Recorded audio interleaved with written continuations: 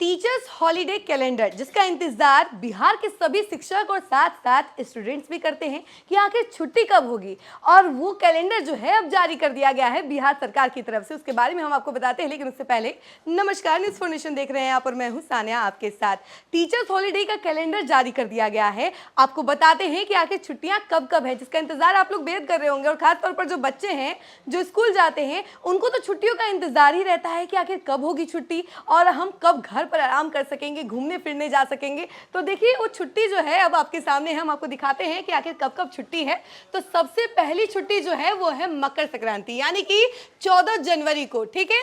और उसके बाद सबसे बड़ी बात यह है कि इस बार रविवार के दिन भी 10 छुट्टियां हैं, यानी कि 10 छुट्टियां आपकी जो नॉर्मल हॉलीडेज होती हैं जो अलग से मिलती थी अब उसी के अंदर आ गई हैं, यानी 10 छुट्टियां आपकी एक तरीके से खत्म हो गई हैं।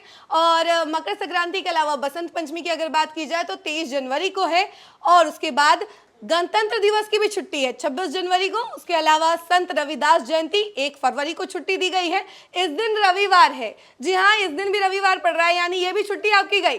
शबे बारात की अगर बात की जाए तो 4 फरवरी को छुट्टी है और ये बुधवार के दिन है। महाशिवरात्रि की अगर बात की जाए तो महाशिवरात्रि की छुट्टी 15 फरवरी को है और ये भी रविवार के दिन आ रही है, यानी ये भी छुट्टी आपकी गई। होली की अगर बात की जाए तो 3 और 4 यानी 2 दिन की छुट्टी है। होली के समय में आप 2 दिन एंजॉय कर सकते हैं, मंगलवार और बुधवार को। रमजान का अंतिम जुम्मा जो है उस दिन भी छुट्टी है, 13 मार्च को, शुक्रवार के दिन है।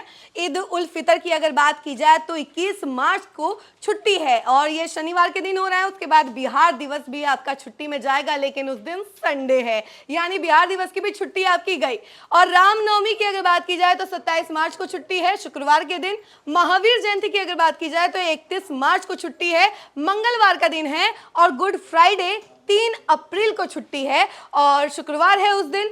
इसके अलावा भीमराव अंबेडकर जयंती की अगर बात की जाए तो 14 अप्रैल को छुट्टी है और मंगलवार का दिन पड़ रहा है। वीर कुंवर सिंह जयंती जो है 23 अप्रैल को है, गुरुवार का दिन है। और हम इसके अलावा भी आपको बताते हैं कि कब कब छुट्टी है। तो देखिए, हजरत मोहम्मद साहब का जन्म दिवस जो है वो 26 अगस्त को मनाया जाएगा, जिस दिन बुधवार है। और रक्षाबंधन आपका 28 अगस्त को है, इस दिन भी छुट्टी है, यानी रक्षाबंधन भी आप एंजॉय कर सकते हैं। श्री कृष्ण जन्माष्टमी के दिन भी छुट्टी है, 4 सितंबर को, एक दिन का छुट्टी है। और शुक्रवार को है हरितालिका व्रत, तीज के व्रत का भी छुट्टी है 14 सितंबर को, यानी कि जो महिलाएं हैं जो तीज करती हैं उनके लिए काफ़ी अच्छा मौका, एक तरीके से छुट्टी है, उनके लिए खुशखबरी है। और ये सोमवार का दिन पड़ रहा है। अनंत चतुर्दशी की अगर बात की जाए तो 25 सितंबर को छुट्टी है अनंत चतुर्दशी की और सिर्फ एक दिन की छुट्टी है, शुक्रवार दिन है। महात्मा गांधी जयंती 2 अक्टूबर को छुट्टी है, शुक्रवार का दिन पड़ रहा है। और इसके अलावा जीवित पुत्रिका व्रत यानी जितिया की अगर बात की जाए तो 5 अक्टूबर को उसकी छुट्टी है, सोमवार का दिन पड़ रहा है। इसके अलावा आपको बता दें दुर्गा पूजा 11 अक्टूबर को छुट्टी है और उस दिन भी रविवार है, यानी जिस दिन कलश स्थापना हो रही है उस दिन भी आपकी रविवार है, उस दिन भी छुट्टी आपका गया एक तरीके से। दुर्गा पूजा 17 अक्टूबर से लेकर 21 अक्टूबर तक मनाने जाने वाला है, यानी 5 दिन की टोटल छुट्टी है आपकी दशहरा में। आप लोग मन भर के एंजॉय कर सकते हैं 5 दिन तक, शनिवार से लेकर बुधवार तक छुट्टी है।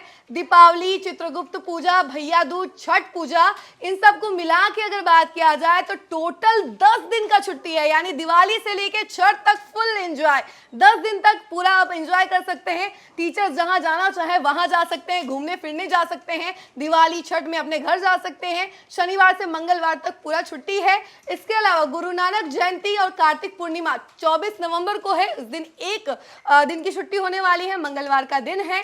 और इसके अलावा आपको विंटर वेकेशन की बात की जाए जो अभी होने वाली है, यानी 25 दिसंबर से लेकर 31 दिसंबर तक, शुक्रवार से लेकर गुरुवार तक आपको छुट्टी मिलेगी, यानी विंटर वेकेशन आप अच्छे से एंजॉय कर सकते हैं। आप घूमने जा सकते हैं, न्यू ईयर मना सकते हैं, फुल छुट्टी है 25 से लेकर 31 दिसंबर तक। आप 31st की नाइट को भी एकदम एंजॉय कर सकते हैं, लेकिन 1 जनवरी को तो आपको स्कूल जाना पड़ेगा।